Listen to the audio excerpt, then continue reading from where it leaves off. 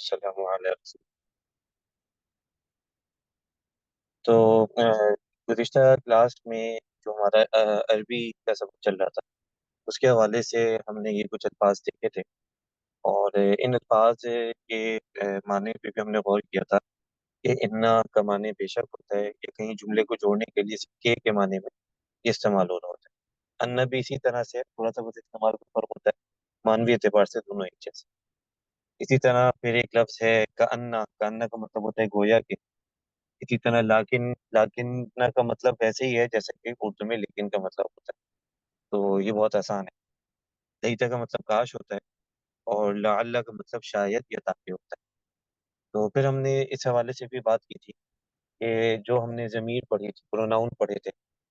तो प्रोनाउन के अंदर हमने इस बात को पढ़ा था कि एक ऐसा प्रोनाउन होता है, एक ऐसा ज़मीर होता है जो छोटा होता है यानी जो मुत्तसिल, उसको हम वैसे इस्तिलाह में मुत्तसिल कहते हैं। लेकिन आप अपनी आसानी के लिए आप उसको ये कह सकते हैं कि जो छोटी वाली ज़मीर है वो किसी और लफ्ज़ के साथ मिल के आती है। तो ये जितने भी अल्फाज हैं इनके साथ भी वो ज़मीर मिल के आ जाती है। मिसाल के तौर पे कि अगर हम इसमें से लअल्ला को ले लें, तो लअल्ला का मतलब होता है शायद।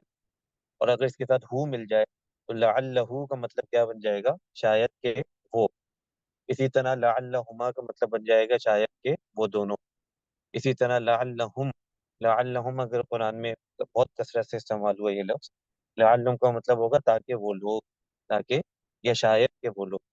इसी तरह अगर ये इसके साथ का लग जाए, का जो है वो तुम मुखातब के लिए इस्तेमाल होता है, तो लअल्लका का मतलब क्या होगा कि शायद के तुम, या शायद के आप।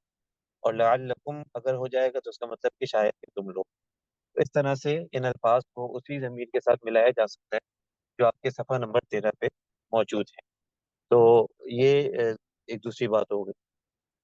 अच्छा, अब इसके नीचे फिर कुछ अल्फाज थे। तो हमने आपसे इस बात की गुजारिश की थी कि इनको ज़हन नशीन करने की कोशिश करें। ये वो अल्फाज हैं जो एक बिल्डिंग ब्लॉक के तौर पे इस्तेमाल होते हैं और बहुत कसरत से अरबी ज़बान में इस्तेमाल होते हैं। तो इनको नीचे लिखा हुआ है और ये देखने में भी बात मिलते जुलते हैं। जैसे कि अन है और इन है, तो अन का मतलब के है लेकिन इनका मतलब अगर है। तो इसमें तो काफ़ी फ़र्क आ जाते हैं मानने में, इसकी थोड़ी सी हरकत की तब्दीली की वजह से। अच्छा, अब इसके बाद हम आगे चलते हैं। फिर सवाल करने वाले बाज़ अल्फाज लिखे हुए हैं। इस पे आप थोड़ा गौर कीजिए, मैं इंशाल्लाह 1-2 मिनट में बात करता हूँ। जैसा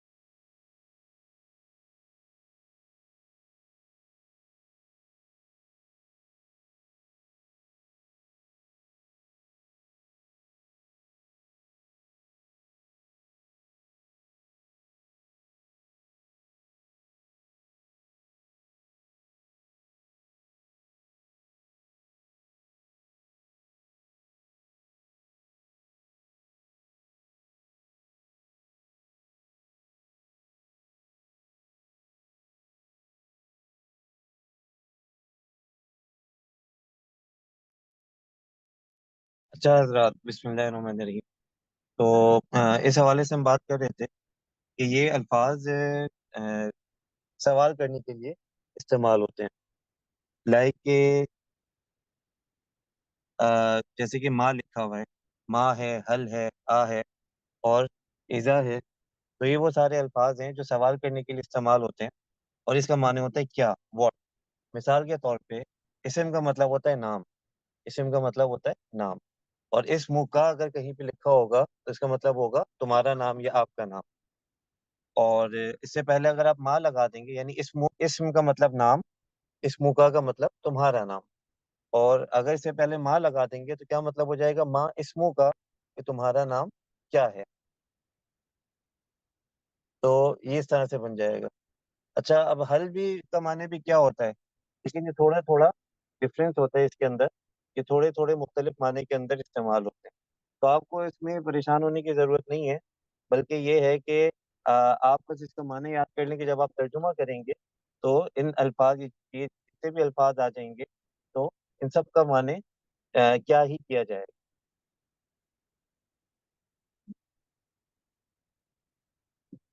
اچھا، اب اس کے بعد دوسرے لفظ کو دیکھ لیتے ہیں. دوسرا لفظ ہے لماذا. تو لماذا کا مطلب ہوتا ہے کیوں. تو اب اگر کہیں پہ بھی سوال کرنا ہے کہ لماذا تم یہاں پہ کیوں بیٹھے ہو، تو ہم یہ کہیں گے کہ لماذا جلست، کہ تم لماذا جلست، کہ تم یہاں پہ کیوں بیٹھے ہو. اس طرح سے ہو جائے گا. اچھا، کیفا جو ہے، یہ کیفا آپ لوگ عام طور سے دیکھتے ہیں کہ لوگ استعمال کر رہے ہوتے ہیں.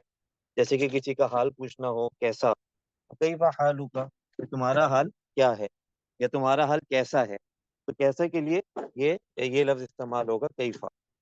اس کے بعد آگے آتے ہیں تو اینا ایک لفظ ہے. اینا کا مطلب ہے کہاں.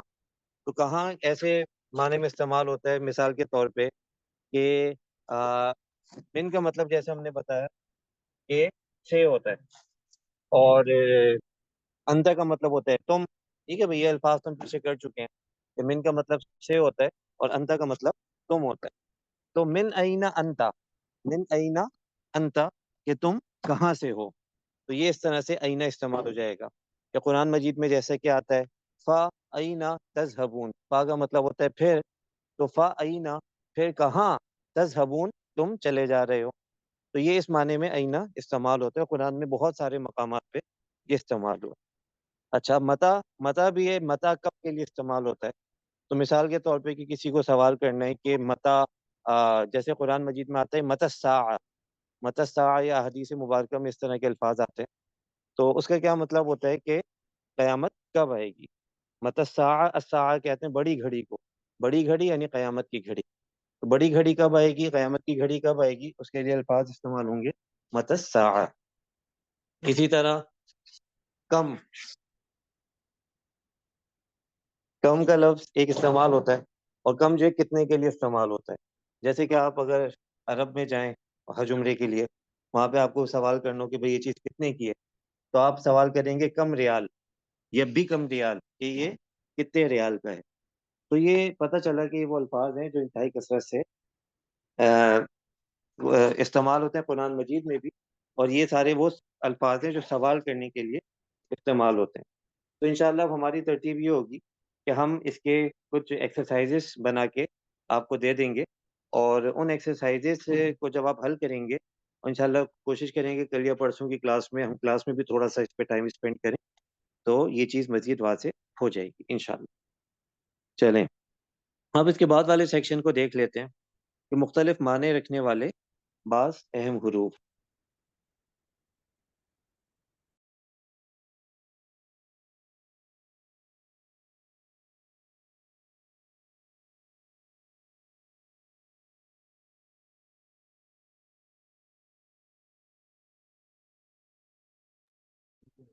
اچھا بھائی، تو اب یہ جو یہ والے الفاظ ہیں مختلف معنی رکھنے والے بعض اہم حروف.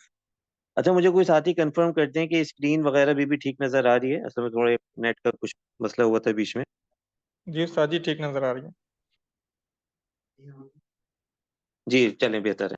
اچھا، اب یہاں پہ دیکھیں ایک مزے کی بات یہ بتائی گئی ہے کہ ہر زبان کی اپنی کچھ لمیٹیشنس ہوتی ہیں، اور ہر زبان کی اپنی ایک خاصیت اور اس کی شناخت ہوتی ہے. تو ہوتا یہ ہے کہ جب ہم کسی لفظ کو کہتے ہیں کہ بھئی اس کا ترجمہ یہ ہے، لیکن ہوتا یہ ہے کہ وہ زبان سے جب دوسری زبان میں کنورٹ ہوتا ہے تو اس کے اندر کچھ تبدیلی آ جاتی ہے۔ تو ہوتا یہ ہے کہ ایک لفظ ہوتا ہے وہ کئی معنوں میں ایک زبان میں استعمال ہو رہا ہوتا ہے، اور جب دوسری زبان میں ہم لے کے آتے ہیں تو جس جس معنی میں استعمال ہوتا ہے وہ سارے ممکنہ تراجم اس کے ہو سکتے ہیں، اور موقع محل کے حساب سے، اس کے کانٹیکسٹ، سیاق و سباق کے حساب سے اس کا ترجمہ کیا جاتا ہے۔ اسی لیے آپ دیکھ رہے ہوں گے کہ جیسے کہ ابھی ہم نے کچھ حصے کا ترجمہ کیا، اذان کا، سورہ فاتحہ کا، ثنا کا، تسبیحات کا، تو ہم نے دیکھا کہ جو الفاظ معنی ہم پیچھے پڑھ کے گئے تھے، تو آگے ہم اس کا تھوڑا سا مختلف معنی کر رہے ہیں۔ اللہ کا معنی کہیں پہ ہم میں کر رہے ہیں، کبھی الہ کا مطلب ہم جو ہے نا پر کر رہے ہیں، تو تھوڑا تھوڑا سا فرق آ جاتا ہے۔ تو بھئی یہ کیا ہے، یہ زبان کے اندر زبان کی خاصیت ہوتی ہے کہ ہر زبان کے اندر اس کا استعمال تھوڑا سا مختلف ہوتا ہے، اسی حساب سے ترجمہ کر دیا جاتا ہے۔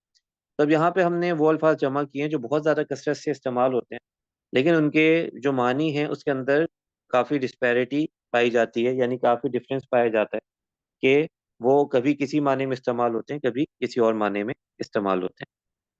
تب واو ہے، واہ، واہ کا مطلب عام طور سے ہم سمجھتے ہیں کہ اور کے معنی میں استعمال ہوتا ہے، جیسے کہ مثال دی ہوئی ہے موسیٰ و ہارون، موسیٰ و ہارون، موسیٰ اور ہارون، یہ تو بہت سمپل سا کیس ہو گیا۔ دوسرا واو کا مطلب حالانکہ ہوتا ہے، حالانکہ یا جب کہ۔ اب ہے و انتم تعلمون، تو و انتم تعلمون کا ہم یہ ترجمہ نہیں کرتے کہ اور تم جانتے ہو، بلکہ ہم اس کا ترجمہ کرتے ہیں جب کہ تم جانتے ہو یا حالانکہ تم جانتے ہو۔ تو یہ جو کانٹیکسٹ ہوگا اس آیت کو، اسی کے حساب سے یہ بات طے ہوگی کہ واو کا ترجمہ کیا کرنا ہے۔ اسی طرح واو قسم کھانے کے لیے بھی استعمال ہوتا ہے، جیسے کہ آپ دیکھتے ہیں کہ بعض حضرات، یہ خاص طور سے عرب معاشرے میں یہ ہوتا ہے کہ وہ کہتے ہیں واللہ، واللہ، واللہ کا مطلب اللہ کی قسم، تو یہاں پہ واو اور کے معنی میں نہیں ہے بلکہ قسم کے معنی میں۔ تو اس سے ہمیں پتہ چل گیا کہ واو ان خاص طور سے ان تین معنی میں استعمال ہوتا ہے، اس کے علاوہ بھی بعض معنی، لیکن یہ تین خاص ہیں، عام طور سے یہ استعمال ہوتے ہیں۔ اس کے بعد لا، لا جو ہے، یہ لا جو ہے کبھی کسی بات کے نہ ہونے کے لیے بیان ہوتا ہے، یعنی وہ نیگیشن کے لیے استعمال ہوتا ہے، لائک کہ یہ جب ہم کلمہ طیبہ میں پڑھتے ہیں لا الہ الا اللہ، نہیں ہے کوئی معبود مگر اللہ، نہیں ہے کوئی معبود مگر اللہ، یہ تو یہ جملے کی نفی کی جا رہی ہے، کہ یہ بتایا جا رہا ہے کہ ایک چیز نہیں ہوتی، جبکہ لا جو ہے وہ منع کرنے کے معنی میں بھی استعمال ہوتا ہے، اور جس میں ایک حکم دیا جا رہا ہے، اس حکم کے اندر کچھ کسی کو منع کیا جا رہا ہے، مثلا لا تشرک باللہ، شرک مت کرو اللہ کے ساتھ، یا شرک نہ کرو اللہ کے ساتھ، اللہ کے ساتھ کسی کو شریک نہ ٹھہراؤ، تو یہ جو ہم کسی کو منع کرنے کے لیے استعمال کرتے ہیں اس کے لیے بھی لا استعمال ہوتا ہے۔ اچھا، اب اس طرح سے ایک لفظ ہے لما، نمبر 3 جو لفظ لکھا ہوا ہے لما، لما کا عام معنی ہوتا ہے جب، جیسے کہ لما بہت آتا ہے قرآن مجید میں، آپ کوئی بھی صفحہ کھولیں گے تو ہر ایک دو صفحے کے بعد آپ کو لما کہیں نہ کہیں مل جائے گا۔ تو لما، ولما جاءہم کتاب، اور جب آ گئی ان کے پاس کتاب، تو لما کا مطلب تو ہو گیا جب، لیکن ایک ایسی صورت ہوتی ہے، یہ ہم نے اس میں تھوڑا سا ٹیکنیکل پرسپیکٹو لکھا ہوا ہے، اس کو آپ چھوڑ دیں فعل مضارع تو آپ کو نہیں پتا، البتہ بعض صورتیں ایسی ہوتی ہیں جب اس کا معنی کیا جاتا ہے ابھی تک نہیں، تو کتنا فرق ہو گیا، جیسے کہ ہے ولما يدخل الایمان، کہ اور ابھی تک نہیں داخل ہوا ایمان، اور ابھی تک نہیں داخل ہوا ایمان، تو یہ ابھی تک نہیں کے معنی میں بھی آتا ہے اور جب کے معنی میں بھی آتا ہے۔ چلیں جناب، آگے ہے ماں۔ اب ماں بہت انٹرسٹنگ ہے، پیچھے جو معنی آ رہے تھے وہ چلے تھوڑے تھوڑے ملتے جلتے تھے، اب ماں جو ہے اس کے بہت ہی مختلف معنی استعمال ہوتے ہیں، اور ماں بہت ہی کثرت سے استعمال ہوتا ہے، یعنی ایک ایک صفحے میں کئی کئی دفعہ ماں استعمال ہو رہا ہوتا ہے، ایک ہی صفحے پہ آپ قرآن مجید کا کوئی بھی صفحہ کھولیں کئی کئی دفعہ آپ کو ماں لکھا ہوا اس کے اندر مل جائے گا۔ تو ماں کا ایک لفظ، ایک مطلب تو ہوتا ہے نہیں، یعنی یہ بھی نگیشن کے لیے استعمال ہوتا ہے، کوئی افرمیٹو جملہ ہے اس کو نیگیٹو بنانا ہے تو اس کے لیے ماں کو استعمال کر لیا جائے گا، جیسے وم اللہ بغافل، اور نہیں ہے اللہ غافل، نہیں ہے اللہ غافل، تو یہ نہیں کے معنی میں استعمال ہو گیا۔ دوسرا ماں کا معنی ہوتا ہے جو، یا جس، یا یا جن، جیسے ہم کہتے ہیں نا کہ بعض جگہ اعلان ہوتا ہے جن کا بچہ آگے لے جائیں، تو وہ جن کا بچہ تو نہیں ہوتا، ہوتا تو انسان کا ہے، لیکن یہ لفظ ہم جن کا لفظ استعمال کرتے ہیں، ٹھیک ہے بھائی، ازراہ مذاق یہ بات کہی گئی۔ تو کیا ہے کہ جو، یا جس، یا جن، ما فی السماوات، جو کچھ ہے آسمانوں میں، ٹھیک ہے، فی کا ترجمہ آپ جانتے ہیں میں، السماوات کا مطلب ہے آسمان، آسمانوں کی جمع، فی السماوات آسمانوں میں، ما فی السماوات جو ہے آسمانوں میں. اب یہاں پہ جو کے معنی میں استعمال ہوا، نہیں کے معنی میں استعمال نہیں ہوا. دیکھیں کتنا فرق آ گیا. تو اب اس کو سمجھا جاتا ہے عربی کے اندر، جب اس کا گہرا مطالعہ کیا جاتا ہے، عربی زبان کو صحیح سے سمجھا جاتا ہے، تو پھر اس بات کو پہچاننا آسان ہوتا ہے کہ اس کا ترجمہ نہیں کیا جائے گا یا جو کیا جائے گا. اسی طرح ماں کا ایک مطلب ہوتا ہے کیا، یہ سوال کرنے کے لیے بھی استعمال ہوتا ہے. ہم نے پیچھے جو سوال کرنے والے الفاظ بتائے اس میں ہم نے ایک لفظ یہ بتایا کہ کیا، ماں جو ہے وہ کیا کے لیے استعمال ہوتا ہے. تو مل قارعہ، مل قارعہ کا مطلب کیا ہے، کھڑکھڑانے والی. کیا ہے، کھڑکھڑانے والی. تو یہ جیسے القارعات مل قارعہ ہے نا، القارعہ کھڑکھڑانے والی، مل قارعہ کیا ہے کھڑکھڑانے والی. اچھا جناب، یہ ماں بھی ہو گیا. اب پانچویں لفظ پہ آ جائیں. پانچواں لفظ ہے من. من جو کے لیے بھی استعمال ہوتا ہے، من فی السماوات جو کوئی ہے آسمانوں میں. اور کون کے لیے بھی استعمال ہوتا ہے کہ من الہ غیر اللہ، کون معبود ہے اللہ کے سوا. کون کے لیے من استعمال ہوگا، جو کے لیے بھی استعمال ہوگا. اچھا اب یہ لا آ گیا.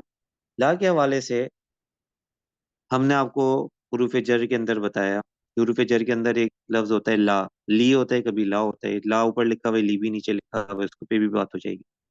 تو ایک تو یہ حروف جر کے طور پہ استعمال ہوتا ہے. جب حروف جر کے طور پہ استعمال ہوتا ہے تو اس کا مطلب ہوتا ہے کے لیے. لا ہم، لا ہم کا مطلب، ہم کا مطلب وہ لوگ، لا کا مطلب کے لیے، لہم ان کے لیے، ان لوگوں کے لیے. دوسرا لام جو ہے، لا جو ہے تاکید کے لیے بھی استعمال ہوتا ہے. عربی کے اندر دیکھیں چھوٹے چھوٹے حرف ہوتے ہیں لیکن وہ پورا پورا معنی دے رہے ہوتے ہیں.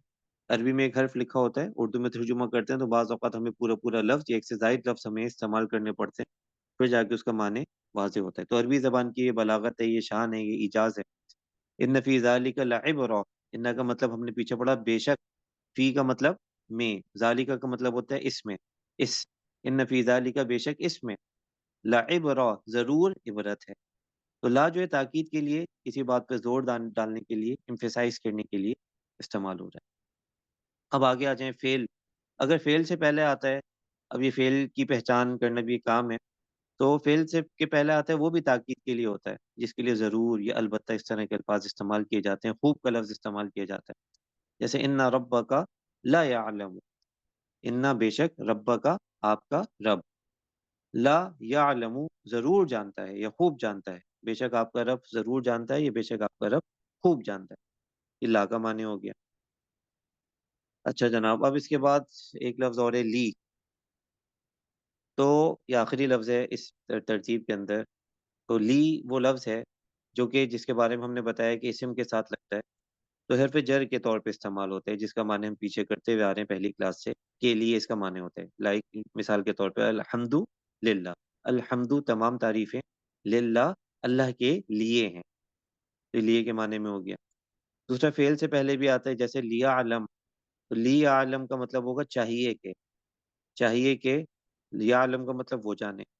اور دوسری ایک ترتیب ہوتی ہے لیا علما، صرف ایک زبر کا فرق آ گیا تو اس کا مطلب پھر تاکہ ہو جائے گا. اگر بات میں جزم کے بجائے زبر آ گیا، اس بات کی علامت ہے کہ چاہیے ہے کے معنی میں نہیں ہے بلکہ تاکہ کے معنی میں. لیا علما تاکہ وہ جانے. تو جناب یہاں تک یہ جو اہم اہم الفاظ تھے اور جو مختلف شکلوں میں استعمال ہوتے ہیں، اس پہ الحمدللہ بات ہو گئی. یہاں تک کسی کا کوئی سوال ہو تو کر سکتے ہیں.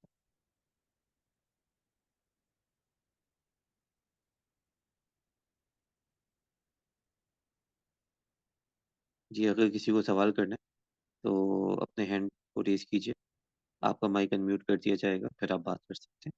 محمد نعمان صاحب اپنے مائک کو انمیوٹ کریں، بات کیجیے. جی. السلام علیکم. وعلیکم السلام ورحمۃ اللہ. اچھا استاد جی، مجھے تھوڑا سا یہ محسوس ہو رہا ہے کہ یا یوں سمجھ لیں کہ تھوڑی سی یہ پریشانی ہوتی ہے کہ ایک لفظ کو اگر ہم ایک جگہ پر استعمال کر رہے ہیں، اس کے معنی کچھ اور ہیں، تو وہی لفظ دوسری جگہ پر جو ہے وہ کسی اور معنی میں استعمال ہو رہا ہے. اور شاید جو عربی زبان کو بہت اچھی طرح سمجھتے ہیں، وہ جملے کی ترتیب بنانے کے وقت اس کو سمجھ جاتے ہیں کہ اس لفظ کا یہاں مطلب کیا ہوگا. لیکن ابھی ہم جو کر رہے ہیں وہ بیسیکلی نماز کے ترجمے کے لیے ایک مختصر عربی کو سمجھنے کی کوشش کر رہے ہیں. تو میرا جی جی خیال ہے کہ شاید ہمیں اس چیز کے لیے اتنا زیادہ پریشان ہونے کی ضرورت نہیں ہے. ہمیں ان چیزوں کو یاد کرنا زیادہ بہتر ہے کہ ہم سمجھ لیں گے اس کے معنی کیا ہیں. کیا یہ صحیح ہے؟ جی جی، ماشاء اللہ آپ نے بہت اچھی بات کی. اصل میں یہ جو ہمارا کورس ہے، اس میں ہم نے یہ دونوں مقاصد رکھے. ایک تو ہم نے یہ طے کیا ہوا ہے کہ انشاءاللہ جو نماز کا ترجمہ، اس کی جو چیزیں ہیں وہ پڑھائیں گے، اور وہ پڑھا بھی رہے ہیں. ہر کلاس میں کچھ نہ کچھ اس کا حصہ پڑھایا جاتا ہے. اور اب یہ جب یہ عربی کی چیزیں ہو جائیں گی تو پھر زیادہ فوکس ہمارا اسی پر ہوگا. البتہ یہ کہ ہم نے چاہا کہ جو بھی افراد ہمارے ساتھ شامل ہو رہے ہیں، جو عربی کی کچھ بیسک چیزیں ہیں اس سے ہم ان کو روشناس ضرور کرا دیں، تاکہ ان کے اندر ایک جذبہ، ایک شوق پیدا ہو جائے کہ وہ عربی زبان کو سیکھیں. اور جتنی یہاں پہ سیکھ لیں گے تو اس سے ان کو ایک اس کی وسعت کا بھی اندازہ ہو جائے گا. جیسے کہ آج کی کلاس میں ہم نے یہ ملٹیپل معنی چیزوں کے بتائے. یہاں پہ بتانا مقصود تھا کہ عربی کے اندر کیسی وسعت ہے، اور کس طرح سے الفاظ مختلف معنی میں استعمال ہوتے ہیں، تاکہ کوئی اس پہ تکیہ کر کے نہ بیٹھ جائے کہ مجھے تو فلانے لفظ کا مطلب پتہ ہے، پھر وہ ہر جگہ پہ اسی معنی کو تلاش کرنے کی کوشش کرے. بلکہ اس کے ذہن میں یہ بات ہو کہ جو میں نے سیکھا ہے اس سے تھوڑا سے مختلف معنی بھی کہیں نہ کہیں پر ہو سکتے ہیں. تو یہ مقصود تھا، اور اسی لیے ہم تھوڑا تھوڑا سے اس کو ہر کلاس میں کراتے ہیں، بہت زیادہ ٹائم اس کو بھی نہیں دیتے. تو بس یہ بات ہے. باقی آپ کی بات ٹھیک ہے کہ جو ترجمہ ہے وہ تو اصل میں یاد کیا جائے گا. جو الفاظ نماز کے اندر پڑھے جا رہے ہیں ان کے ترجمے کی بات ہے. اور اس کو اتنی دفعہ پڑھا جائے، اتنی دفعہ پڑھا جائے کہ وہ ذہن کے اندر بیٹھ جائیں جا کے. کیونکہ ظاہر ہے جب ہم نماز پڑھ رہے ہیں تو اس وقت بیٹھ کے ہم یہ تھوڑی سوچیں گے کہ لی جو ہے وہ کون سا والا ہے اور کس معنی میں استعمال ہوا ہے. بلکہ جو اس کا معنی ہم نے ایک دفعہ ذہن میں بٹھا لیا ہوگا، بس اسی کو ہم استعمال کریں گے. تو نعمان صاحب آپ کی بات بالکل ٹھیک ہے، اور اللہ تعالیٰ آپ کو جزائے خیر عطا فرمائے. جی، کوئی اور سوال ہے تو اپنا ہینڈ ریز کر کے سوال کر سکتے ہیں. اس کے بعد انشاءاللہ ہم اپنے دوسرے حصے کی طرف چلتے ہیں.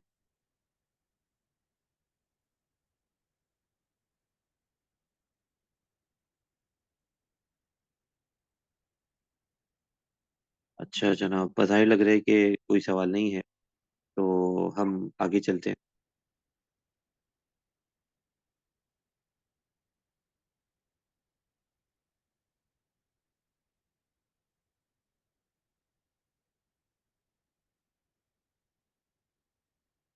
اچھا، یہ فائل جو ہے، ایک منٹ میں دوسری فائل کھول رہا ہوں، مجھے تھوڑا سا موقع دیجیے.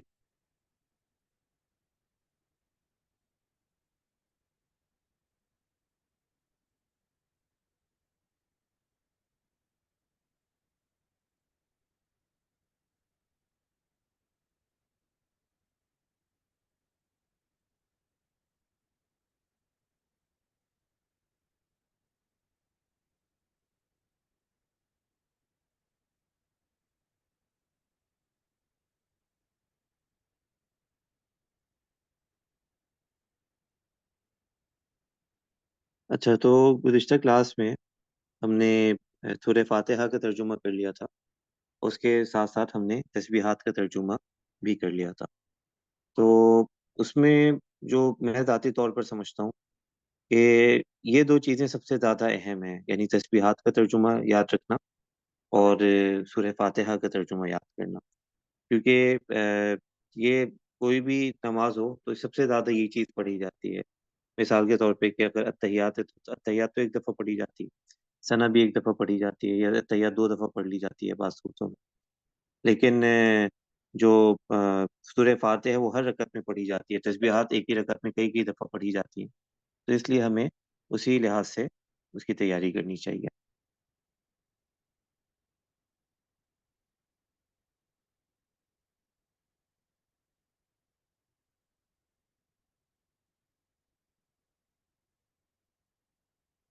اچھا، تو آج ہم یہ سورہ فاتحہ سے کے جو مزید کچھ باتیں ہیں اس حوالے سے انشاءاللہ بات کریں گے.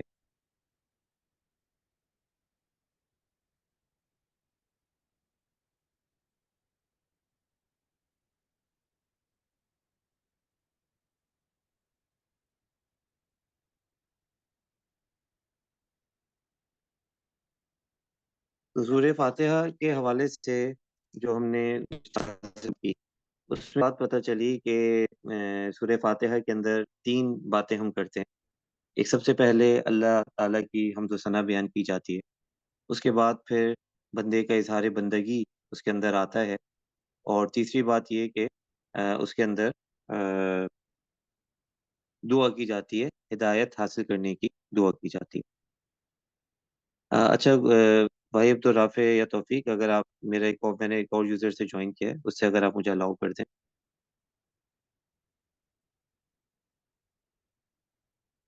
اسکرین شیئرنگ الاؤ کر دیں اس سے۔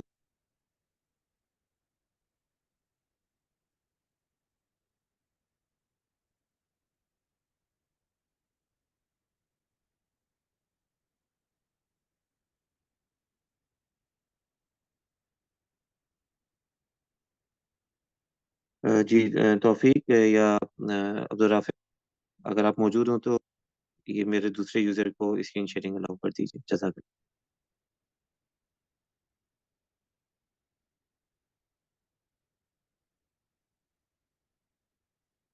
جی ہو گیا، جزاک اللہ۔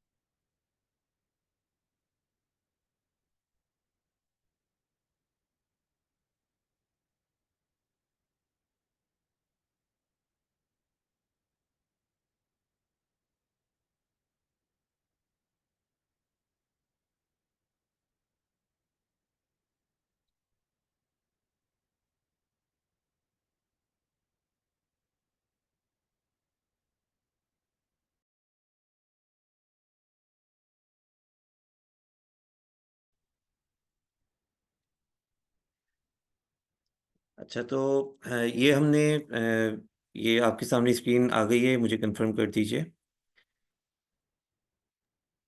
جی سورۃ استاد جی الفاتحہ۔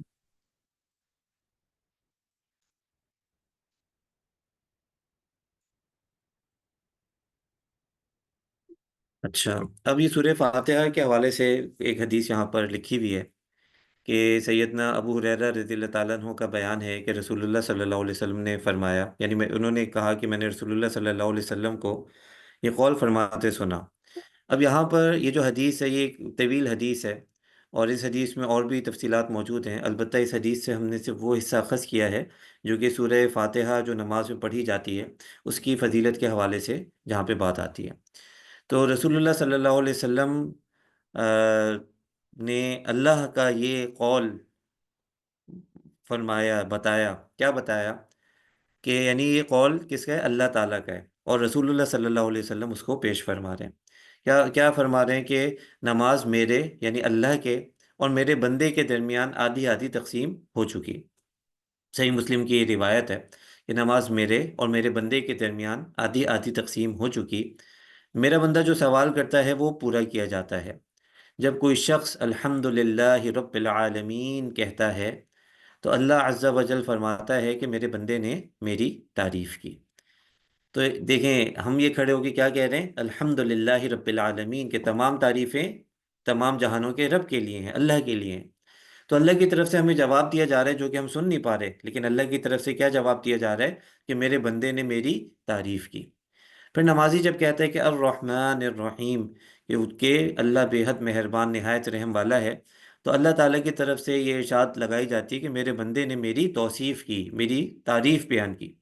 نمازی پھر کہتے ہیں مالک یوم الدین، کہ اللہ یوم جزا کا مالک ہے، تو اللہ کی طرف سے بتایا جاتا ہے کہ میری بندگی میرے بندے نے بیان کی، یا پھر یوں بھی کہتے ہیں کہ میرے بندے نے اپنے سارے کام میرے سپرد کر دیے۔ اللہ کی طرف سے یہ ندا ہمارے لیے لگ رہی ہے۔ پھر نمازی جب کہتے ہیں کہ ایاک نعبد و ایاک نستعین، کہ ہم تیری ہی عبادت کرتے ہیں اور تجھ ہی سے مدد مانگتے ہیں، تو اللہ کی طرف سے یہ بات کہی جاتی ہے کہ یہ میرے اور میرے بندے کے درمیان کا معاملہ ہے۔ ٹھیک ہے بھائی، میرے اور میرے بندے کے درمیان کا معاملہ ہے، جو وہ سوال کرے گا اس کو عطا کیا جائے گا۔ پھر نمازی کہتا ہے، کیا دعا کرتا ہے؟ اہدنا صراط المستقیم، کہ یا اللہ ہمیں سیدھا راستہ دکھا۔ صراط الذین انعمت علیہم، ان لوگوں کا راستہ جن پر تو نے انعام فرمایا، غیر المغضوب علیہم ولا الضالین، جو نہ جن پر غضب نہیں ہوا اور جو گمراہ نہیں ہوئے۔ تو اللہ تعالیٰ کی طرف سے پھر یہ جواب دیا جاتا ہے کہ میرے اور میرے بندے کے لیے ہے، جو کچھ وہ طلب کرے گا اسے دیا جائے گا۔ تو دیکھیے اتنی بڑی فضیلت کی بات ہے کہ ہم جب سورہ فاتحہ پڑھتے ہیں تو اللہ کی طرف سے یہ انعامات ہمیں مل رہے ہوتے ہیں۔ البتہ یہ ہماری ذمہ داری ہے کہ ہم دل لگائیں اور دل کے ساتھ توجہ کے ساتھ سورہ فاتحہ پڑھیں۔ تو جب یہ سورہ فاتحہ کا ترجمہ ہمارے ذہن میں ہوگا تو جب ہم باجماعت نماز میں بھی کھڑے ہوں گے تو امام صاحب سورہ فاتحہ پڑھ رہے ہوں گے تو ہمارے ذہن میں اس کے پورا جو معنی مفہوم ہے وہ چل رہا ہوگا، تو ہمارے اندر یہ احساس پیدا ہوگا کہ ہم اللہ کے سامنے کھڑے ہو کے کیا کہہ رہے ہیں۔ اسی طرح جب ہم خود انفرادی نماز میں پڑھیں گے اس وقت بھی یہ احساس ہمارے دل کے اندر آئے گا، تو اس بات کی کوشش کی جائے۔ اسی طرح جو ظہر اور عصر کی نماز ہیں جس کے اندر بآواز بلند تلاوت نہیں ہو رہی ہوتی، تو اس میں بھی پھر یہ ہے کہ ذہن کے اندر یہ جو مفہوم ہے سورہ فاتحہ کا، اسی کو ذہن میں لایا جائے کہ یہ بات اللہ کے سامنے پیش کی جا رہی ہے۔ چلے جناب، تو یہ سورہ فاتحہ کے اس فضیلت کے حوالے سے ایک بات ہو گئی۔ اب ہم اتحیات کا ترجمہ کریں گے۔ اچھا، سورہ فاتحہ کا جو ہم نے ترجمہ کیا تھا، اگر کوئی ساتھی اس کو کلاس کے اندر پڑھنا چاہیں تو سنانا چاہیں یعنی، تو پھر ہم وہ ہینڈ ریز کر دیں، انشاءاللہ ہم یہ اتحیات کا ترجمہ کر کے ان سے پھر وہ ترجمہ بھی سنیں گے انشاءاللہ۔ اچھا، تو اتحیات کے ترجمے پہ آ جائیے۔ اب اتحیات جو ہم کہتے ہیں، اس کو تشہد بھی کہا جاتا ہے۔ اتحیات جو نام رکھ دیا گیا وہ تو اس طرح سے نام رکھ دیا گیا کہ اس کی ابتدا چونکہ اتحیات سے ہو رہی ہے، لفظ اتحیات سے ہو رہی ہے، اس لیے اس کا نام اتحیات رکھ دیا گیا۔ جبکہ تشہد بھی اس کو کہا جاتا ہے کیونکہ اس کے اندر گواہی دی جاتی ہے، آخر میں گواہی کے الفاظ آتے ہیں، اس لیے اس کو تشہد بھی کہا جاتا ہے۔ تو حضرت ابن عباس رضی اللہ تعالیٰ عنہ سے روایت ہے کہ رسول اللہ صلی اللہ علیہ وسلم ہمیں تشہد ایسے سکھاتے تھے جیسے آپ صلی اللہ علیہ وسلم ہمیں قرآن کی صورتیں سکھاتے تھے۔ تو پتہ ہی چلا کہ جس طرح آپ صلی اللہ علیہ وسلم نے بہت اہتمام سے امت کو، صحابہ کرام رضی اللہ عنہم کو قرآن سکھایا، اسی طرح اہتمام کے ساتھ اس تشہد کو بھی سکھایا۔ تو کتنی بڑی فضیلت ہے، کتنے بابرکت الفاظ ہیں اس کے کہ نبی کریم صلی اللہ علیہ وسلم نے اس کو امت کو سکھایا، تو ہم اسی احساس کے ساتھ، اسی ادراک کے ساتھ ان الفاظ کو ادا کریں۔ اب کیا مانیں کہ اس کے اندر یہ جو پہلا اس کا ٹکڑا ہے، اس میں 3 باتیں آتی ہیں: التحیات للہ والصلوات والطیبات، کہ اب یہ التحیات ہے، الصلوات ہے، الطیبات ہے، ان کے ملتے جلتے معنی ہیں۔ تو اب یہ تینوں چیزیں جب ایک ساتھ آ گئیں تو پھر اس میں علماء نے یہ کیا کہ اس کا معنی کیا، تو اس میں تھوڑا تھوڑا سا فرق پیدا کرنے کے لیے اس کے ساتھ کوئی چیز خاص کر دی، کہ التحیات جو ہے اس کو قولی عبادت کے ساتھ خاص کر دیا۔ الصلوات، صلوات کے اندر ویسے ساری عبادتیں آ سکتی ہیں، لیکن چونکہ اس کا عام طور سے اس کا مفہوم بدنی عبادت کے ساتھ ہوتا ہے تو بدنی عبادت کو یہاں پہ کر دیا۔ الطیبات بھی ویسے نیکیاں ہیں، لیکن یہاں پہ ہم نے اس کو مالی عبادت کر دیا تاکہ ان تینوں کے اندر کچھ فرق بھی پیدا ہو جائے، اور یہ 3 طرح کی جو اہم عبادتیں ہیں وہ تینوں اسی ایک ٹکڑے کے اندر جمع ہو جائیں۔ اور حقیقت بھی یہ ہے کہ تینوں طرح کی عبادتیں اس کے اندر جمع کی گئی ہیں۔ کہ التحیات للہ، تمام قولی عبادتیں، التحیات تمام قولی عبادتیں، للہ، للہ ہم نے آپ کو سمجھایا کہ لی کا مطلب ہوتا ہے لیے، اللہ کا مطلب اللہ، للہ کا مطلب اللہ کے لیے، تمام قولی عبادتیں اللہ کے لیے ہیں۔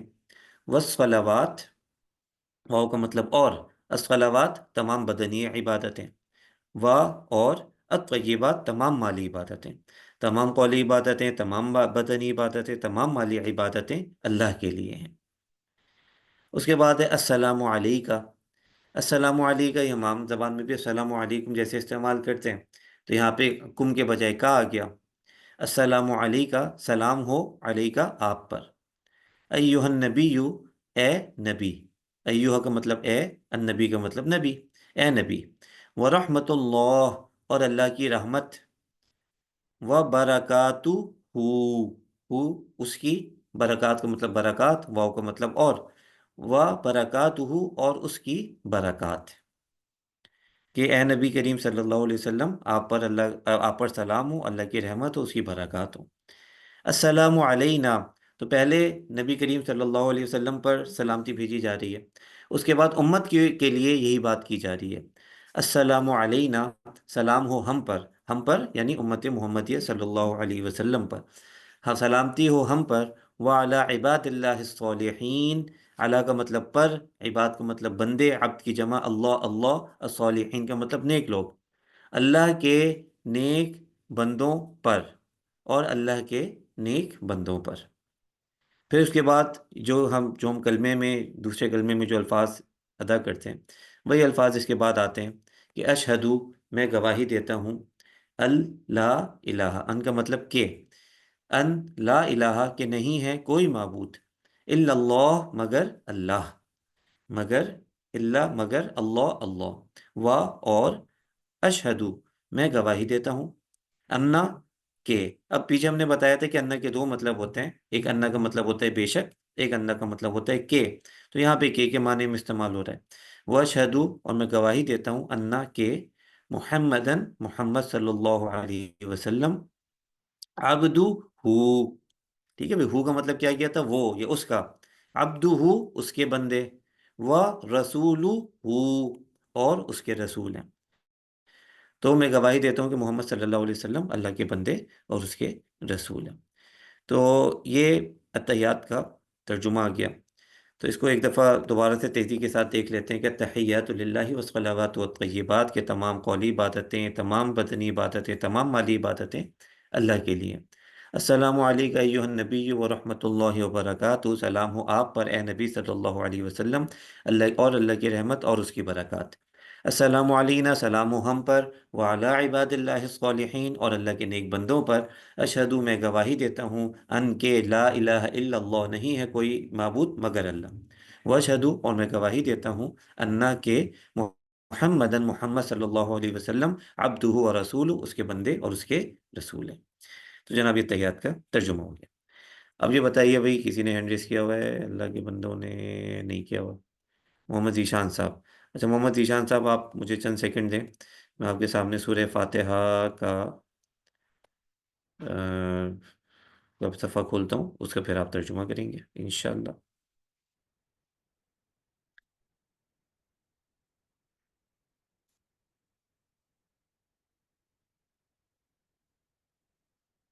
اچھا بھائی، اس کو ہم نے بند کر دیا، شیئر۔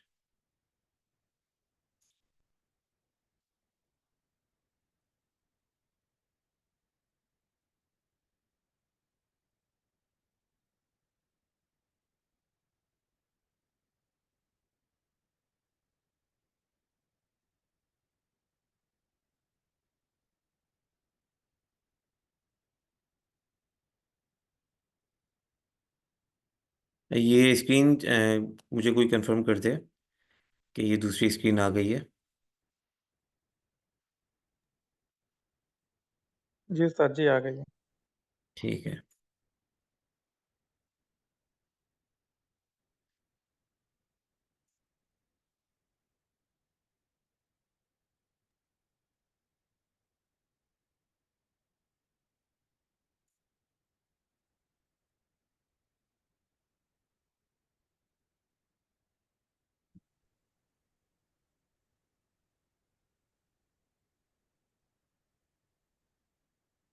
چلے بھائی، مائک اگر میوٹ ہو گیا تو آپ یہاں سے شروع کیجئے جی۔ بسم اللہ الرحمن الرحیم، شروع اللہ کے نام سے جو بڑا مہربان نہایت رحم کرنے والا ہے۔ الحمد للہ، تمام تعریفیں اللہ ہی کے لیے ہیں۔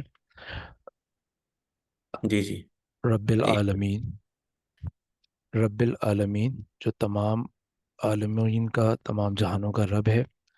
الرحمن الرحیم جو بڑا مہربان اور نہایت رحم کرنے والا ہے۔ مالک ماشاء اللہ۔ یوم الدین، مالک ہے یوم جزا کا، یوم قیامت کا۔ ایاکا نعبد و ایاکا نستعین، ہم تیری ہی عبادت کرتے ہیں اور تیری ہی اور تجھ سے ہی مدد مانگتے ہیں۔ اہدنا الصراط المستقیم، دکھا ہمیں سیدھا راستہ۔ استاد جی اہدنا یہی معنی آئیں گے، دکھا ہمیں؟ جی جی دکھا ہمیں، جی، بالکل۔ دکھا ہمیں الصراط المستقیم، سیدھا راستہ۔ صراط الذین انعمت علیہم، وہ رستہ ان لوگوں کا جن پر جی تو نے انعام کیا۔ جی غیر المغضوب علیہم، اور ان کا نہیں جن پر تو نے غضب کیا۔ جی ولا جو ان الضالین، پر غضب نہیں ہوا۔ جن پر غضب نہیں ہوا۔ غیر المغضوب جن پر علیہم، جن پر غضب نہیں ہوا۔ ولا الضالین، اور جو ضالین کا مطلب بتا دیجیے گا۔ میرے ذہن سے نکل زوال گیا. کہتے ہیں بھٹکنے والا، گمراہ ہونے والا. اور جو گمراہ نہیں ہوئے. جی. آمین. آمین کا ترجمہ آمین ہی ہوگا. قبول فرما. قبول قبول فرما. فرما، یا اللہ ایسا ہی ہو. یا اللہ ایسے. ٹھیک. جی. احمد صاحب آئے ہیں. جی احمد صاحب ترجمہ کیجیے. جی شروع کی ایک دو آیت کا کر لیجیے. جی. السلام علیکم. وعلیکم السلام. جی. الحمد للہ رب العالمین. ایک ایک لفظ الحمد کر لیجیے، جیسے بلاکس بنے ہوئے ہیں نا، اسی بلاک سے کریں، پھر آپ کو آسانی ہوگی یاد کرنے میں انشاءاللہ. دو الحمد آیتیں آپ کی. تمام. جی. جی جی کیجیے. جی جی الحمد تمام تعریفیں. تمام تعریفیں ہوں للہ اللہ کے ہوں لیے ہیں، رب ہوں العالمین جو تمام جو دونوں جہانوں کا رب ہے، یعنی تمام جو رب جہانوں ہے، کا. جی. جو تمام جہانوں کا رب ہے. اور رحمان بہت مہربان، ہوں. الرحمن الرحیم نہایت رحم والا ہے. جی چل آگے یہ حصہ بھی کر لیں. جی. اچھا. مالکی. ایاک نعبدو، مالک یوم الدین کے کریں گے پہلے. مالک یوم الدین. جی.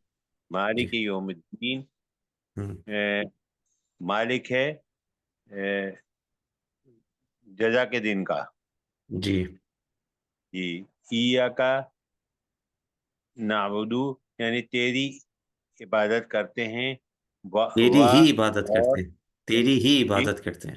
تیری تیری ہی ہی عبادت عبادت کرتے ہیں. ہی لگائیے یہاں پہ. جی.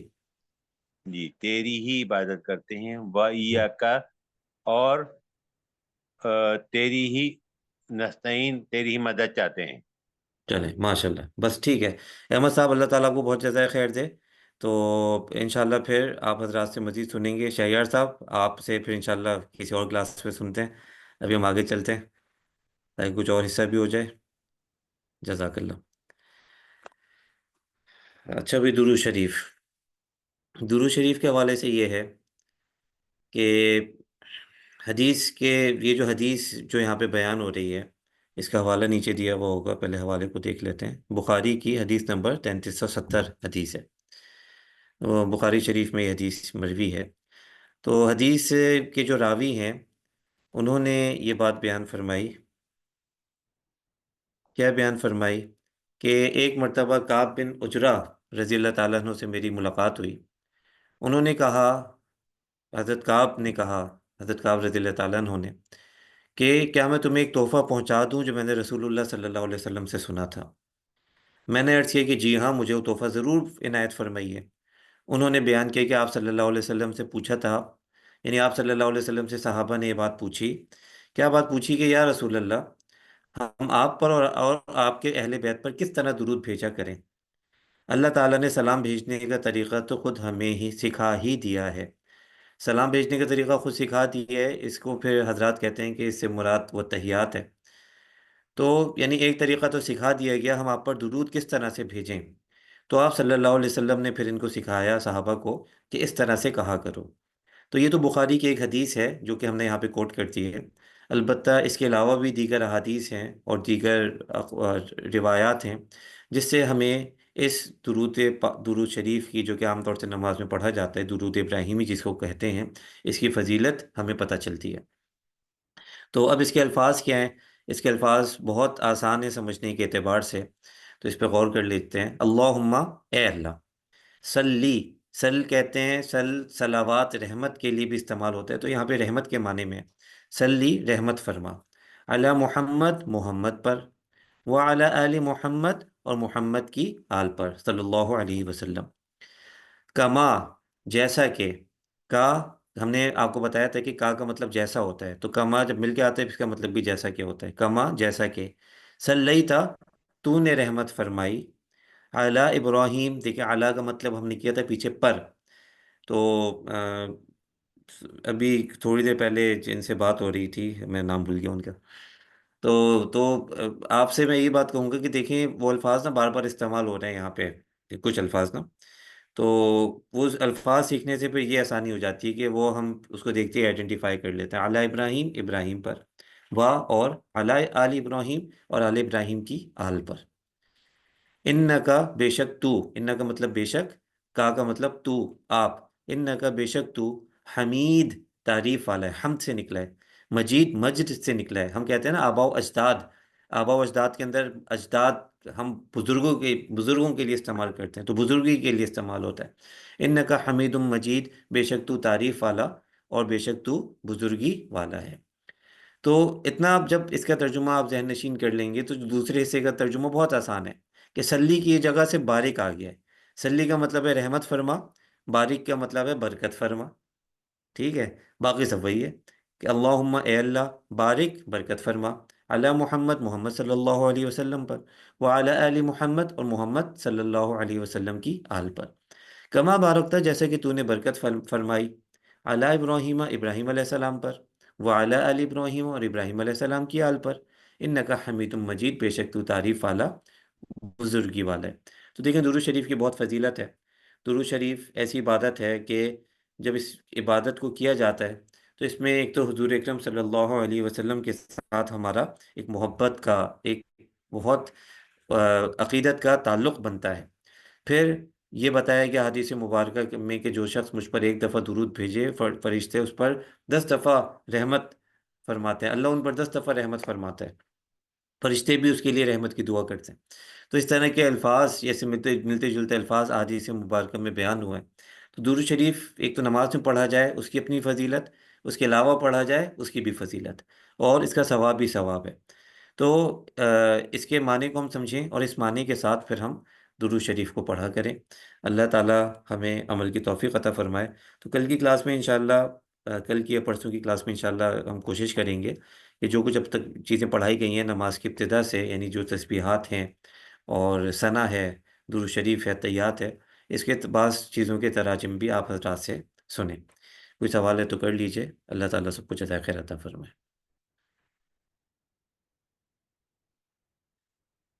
جی سید نقوی صاحب سوال کریں گے. سید نقوی صاحب آپ تو غالباً کسی اور ملک سے ہیں، یعنی آپ جوائن کرتے ہیں، اگر ایسے جی تو تھوڑا تعارف بھی کرا دیجیے. جی جی میں نارتھ امریکہ سے ہوں، اور میرا سوال یہ تھا حضرت کہ وہ جو نماز اذان جب ہم نے پڑھی تھی تو اس میں اللہ اکبر جو شروع میں آ رہا ہے وہ 2 دفعہ ریپیٹ کرنے کو اس میں بتایا گیا تھا. وہ میں نے ریکارڈنگ سنی جی تھی. جی حالانکہ جی وہ جی جب ہم اذان دیتے ہیں تو 4 دفعہ پڑھتے ہیں اللہ اکبر شروع میں، تو وہ تھوڑا سا بالکل کلیئر ٹھیک. کرنا چاہ رہا تھا. ہاں اصل میں ہم نے تھوڑی میتھمیٹکس لگا دی ہے وہاں پہ. ہم نے وہاں پہ 2 دفعہ لکھا ہوا ہے، 2 دفعہ لکھ کے پھر 2 دفعہ لکھا ہے، یعنی وہ جو 2 دفعہ ہے نا اس کو ملٹیپلائی بائی 2 کریں گے تو 4 ہو جائے گا. اب ٹھیک، ٹھیک ہو جزاک گیا. جزاک اللہ. جی اللہ اکبر 2 دفعہ لکھا ہوا ہے وہاں پہ. اصل میں لائن اس طرح کی تھی نا تو ہم نے 2 دفعہ لکھ کے پھر ملٹیپلائی بائی 2 کر دیا. جی اور کوئی جی شہریار صاحب کوئی سوال کریں گے؟ شہریار صاحب کہاں غائب، کہاں ہیں آپ؟ غالباً پچھلی کلاس میں آپ کی کوئی پارٹیسپیشن نہیں ہے ہمارے سامنے، پہلے تو ماشاء اللہ السلام اچھی چل رہی علیکم. تھی.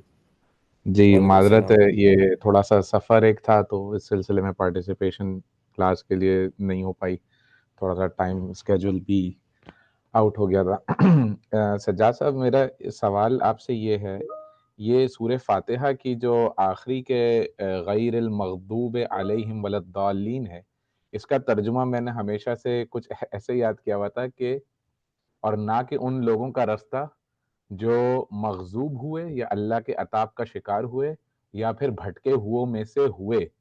جبکہ ابھی میں نے شاید کلاس بھی مس کر دی، تو اس لیے ابھی جو تھوڑی دیر پہلے ہمارے بھائی نے ایک ترجمہ کیا جو میرے خیال میں لفظ بہ لفظ ترجمہ کیا، اس میں اس کا بتایا، اس کا ایسا لگا کہ تھوڑا سا اس کا الٹ بول دیا گیا. تو کیا دونوں قسم کے اس کے ترجمے ایگزسٹ کرتے ہیں؟ جن پر غضب نہیں جی ہوا، جی جبکہ میں سمجھتا ہوں اس پہ جو میں نے ترجمہ یاد کیا تھا، جن پر غضب ہوا اور جن پر اللہ غصے ہوتا رہا اور جو بھٹکے ہوئے میں سے ہوئے، یعنی کہ یہود و نصرانیوں کی طرف شاید اس پہ اشارہ کیا جاتا ہے.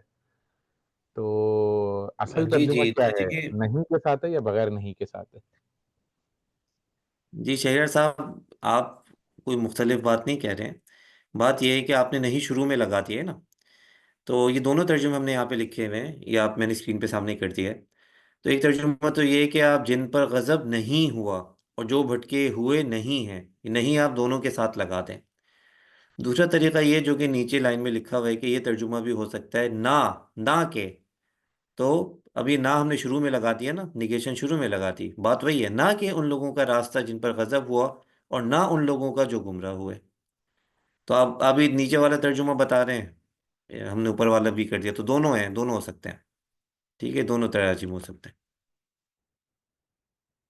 شہریار صاحب بات کلیئر ہوئی؟ شہریار صاحب کا مائک میوٹ ہو گیا۔ جی ٹھیک ہے، بات کلیئر ہو گئی۔ اچھا یہ والی لائن میں نے نہیں پڑھی تھی، جزاک اللہ۔ تو ٹھیک جی ہے، ایک جزاک سوال اللہ۔ اور لے لیتے ہیں کیونکہ نماز وہ ٹائم پورا ہو رہا ہے، کلاس کا پورا ہو چکا ہے بلکہ، تو سوالات لے لیتے ہیں۔ جی سوالات آج تھوڑے زیادہ نظر آ رہے ہیں، چلیں کل تھوڑا اور آئندہ کلاس میں زیادہ ٹائم کی کوشش کریں گے۔ جی وسیم صاحب۔ السلام علیکم۔ اچھا، وعلیکم میرا السلام۔ سوال گرامر سے ریلیٹڈ نہیں ہے، میرا یہ سوال ہے درود ابراہیمی پہ آپ نے یہ کہا، اور جو ہم بچپن سے ہی سنتے آ رہے ہیں کہ آپ ایک مرتبہ درود پڑھیں گے تو فرشتے آپ پر 10 رحمت نازل کرتے ہیں۔ تو یہ جو ہم پڑھتے ہیں جیسے رسول اللہ صلی اللہ علیہ وآلہ وسلم، جب بھی کوئی حضور صلی اللہ علیہ وآلہ وسلم کا نام لیتا ہے تو ہم صلی اللہ علیہ وآلہ وسلم پڑھتے ہیں، تو کیا جی اس پہ بھی 10 رحمتیں یا 10 نیکیاں جی ایکویلنٹ ہیں یا ڈفرینٹ ہوتی ہیں؟ جی اسی پہ، اس پہ بھی ہیں، بالکل اس پہ بھی ہیں، کیونکہ جب سیم، کہا نا آپ نے حضرت محمد صلی اللہ صلی علیہ اللہ وسلم، علیہ تو یہ بتاتے خود درود ہے۔ وسلم۔ ٹھیک ہے، جی چلیے۔ اور اس میں بات کہنے میں تھوڑا مغالطہ ہو گیا کہ من صلی علیہ مرۃ واحدۃ صلی اللہ علیہ عشرہ، تو جو میرے اوپر ایک مرتبہ درود بھیجے، اللہ اس پر 10 درود یعنی 10 رحمتیں نازل فرماتا ہے۔ تو یہاں پہ اللہ کا ذکر ہے، فرشتوں کا پھر کسی اور حدیث میں ذکر ہے، یہاں پہ اس طرح اوکے، سے کہ من صلی علیہ مرۃ واحدۃ صلی اللہ علیہ عشرہ۔ جی بہت شکریہ۔ جی عاطر سے بھی سوال لے لیں جناب۔ السلام علیکم۔ وعلیکم اچھا، میرا السلام۔ ایک سوال بہت بیسک سا تھا۔ ہم نے پڑھا وعلی آل محمد، اور محمد صلی اللہ علیہ وسلم کی آل پر، آل سے کیا مراد ہوتی ہے ویسے ہماری، مطلب جی آل سے مراد اولاد ہے، جس کو اردو میں ہم آل اولاد کہتے ہیں۔ تو حضرت محمد صلی اللہ علیہ وسلم کی جتنی آل اولاد ہے، تو اس کے لیے دعا کی جاتی ہے، اور آپ صلی اللہ علیہ وسلم کی کسی نرینہ اولاد سے تو پھر نسل نہیں چلی، البتہ حضرت فاطمہ رضی اللہ تعالیٰ عنہا، اور پھر حضرت فاطمہ کی جو اولاد ہے، پھر ان کی اولاد در اولاد ہے، ان سے پھر نسلیں چلی ہیں، تو وہ پھر اس کے اندر مراد ہوتے ہیں۔ جی ٹھیک ہے، ٹھیک ہے، جزاک اللہ۔ جی احمد صاحب کو بھی سوال لے لیں جلدی سے، احمد صاحب بھی سوال کر لیں، پھر توصیف صاحب بھی کر لیں، اور یہ نیچے اسامہ بھی ہیں۔ جی اچھا، السلام جو جن کا علیکم۔ سوال رہ جائے تو وہ پھر واٹس ایپ گروپ پہ ہمیں بھیج سکتے ہیں، وہاں پہ پھر ہم آپ کو جواب دیتے ہیں، آپ کو جواب دے دیں گے۔ جی جی السلام علیکم۔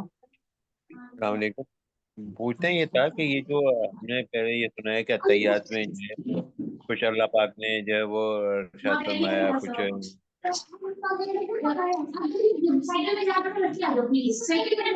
جی جی